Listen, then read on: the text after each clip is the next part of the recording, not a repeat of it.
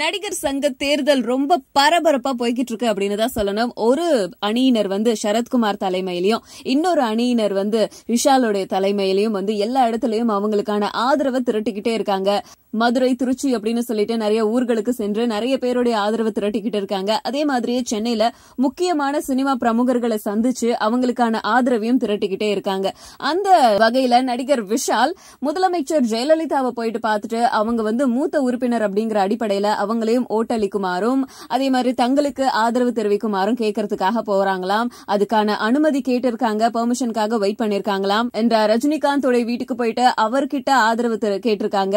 அதே மாதிரி நடிகர் கமலஹாசன் கிட்டையும் அவங்களுடைய ஆதரவை கேட்கறதுக்காக புறப்பட்டிருக்காங்க. நடிகர் விஷால் சுதந்திர தினத்தன்னைக்கு ஷினாய் நகர்ல இருக்க திருவிகா மேல்நிலை பள்ளிக்கு போயிருக்காரு. அந்த பள்ளியில ராணுவத்துல ஒர்க் பண்ண ராணுவ அதிகாரி கூட அவரு அந்த விழாவில் கலந்திருக்காரு. பசங்க கிட்ட பேசும்போது நான் ரொம்ப பெருமையா நினைக்கிறேன், இந்த மாதிரி ஒரு பள்ளி நிகழ்ச்சிக்கு அதுவும் ஒரு சுதந்திர தின விழா அன்னைக்கு என்ன கூப்பிட்டு இருக்கிறது ரொம்ப பெருமையா இருக்கு அப்படின்னு சொல்லியிருக்காரு. பசங்களுக்கு நிறைய அட்வைஸ் பண்ணியிருந்தாரு. அதே மாதிரி படிக்க வசதி இல்லாத பசங்களுக்கு நான் ஏதாச்சும் உதவி செய்யணும் அப்படின்னு விருப்பப்படுறேன்.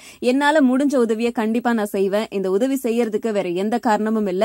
என்கிட்ட இருந்து உதவி வாங்குற நீங்க யாருக்காகவாவது உதவி செய்யுங்க அப்படிங்கறதுக்காக தான் சொல்லியிருந்தாரு. அதே மாதிரி பூந்தமல்லிக்கு பக்கத்துல இருக்கிற ஒரு அம்மன் கோவில், 1000 வருடம் பழமையான அந்த அம்மன் கோவிலுக்கு நடிகர் விஷால் போயிருக்காரு. அந்த இடத்துல அம்மன் தரிசனம் பண்ண அவரு செய்தியாளர்கள் கிட்ட பேசியிருக்காரு. அங்க பேசும்போது மூத்த உறுப்பினரான கலைஞர் கருணாநிதி அவருடைய பேரு தேர்தல் பட்டியல்ல இடம்பெறாம இருக்கிறது அவமானத்திற்குரியது அப்படின்னு சொல்லியிருக்காரு. அதே மாதிரியே முதலமைச்சர் ஜெயலலிதாவை சந்திச்சு வாக்களிக்குமாறு கேட்கறதுக்காக இருக்கோம், அவங்க வாக்களிச்சாலே அது ரொம்ப பெருமையான விஷயம்னு சொல்லியிருக்காரு. ராஜேஷ் படத்துல நிறைய பஞ்ச் லைன்ஸ் இருக்கும். See, same punchline even I can say, even Sandhanam can say.